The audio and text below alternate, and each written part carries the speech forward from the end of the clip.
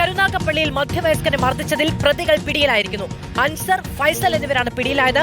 വഴി തടസ്സപ്പെടുത്തിയ കാർ മാറ്റിയിടാൻ പറഞ്ഞതിന്റെ വിരോധത്തിലാണ് കരുനാഗപ്പള്ളി സ്വദേശി ഉദയകുമാറിന് മർദ്ദനമേറ്റത്.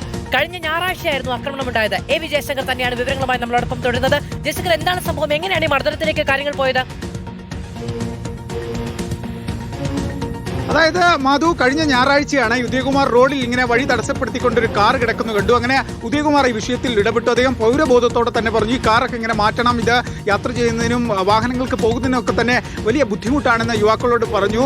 രണ്ടംഗ യുവാക്കളാണ് ഉണ്ടായിരുന്നത്. പക്ഷേ അവർ ഇത് കേൾക്കാൻ തയ്യാറായില്ല. പിന്നാലെ ഉദയകുമാറിന് നേരെ വലിയ തോതിൽ അവർ മർദ്ദനം അഴിച്ചുവിടുകയായിരുന്നു. അദ്ദേഹത്തെ ക്രൂരമായ രീതിയിൽ ഈ യുവാക്കൾ മർദ്ദിക്കുകയായിരുന്നു. ഈ കാറ് മാറ്റിയിടാൻ പറഞ്ഞത് മാത്രമാണ് അദ്ദേഹം ആവശ്യപ്പെട്ടൊരു കാര്യം. ഇതിന്റെ പേരിലാണ് എന്തായാലും മർദ്ദനമുണ്ടായത്. മർദ്ദനത്തിന് പിന്നാലെ ഇദ്ദേഹം ആശുപത്രിയിൽ നിലവിൽ ചികിത്സയിൽ തുടരുന്ന സാഹചര്യം ഉണ്ടായത്. എന്തായാലും സംഭവവുമായി ബന്ധപ്പെട്ട് പോലീസ് പിന്നീട് കേസെടുക്കുകയും അന്വേഷണം ആരംഭിക്കുകയും ചെയ്തു. ഒളിവിലായിരുന്ന പ്രതികളെ കഴിഞ്ഞ ദിവസമാണ് കരുനാഗപ്പള്ളി പോലീസ് എന്തായാലും അറസ്റ്റ് ചെയ്തത്. 2 പ്രതികളും നിലവിൽ പോലീസിന്റെ കസ്റ്റഡിയിലുമുണ്ട്. ഈ സംഭവവുമായി ബന്ധപ്പെട്ട് അൻസർ, ഫൈസൽ എങ്ങനെ 2 പേരെയാണ് പോലീസ് പിടികൂടിയിട്ടുള്ളത്.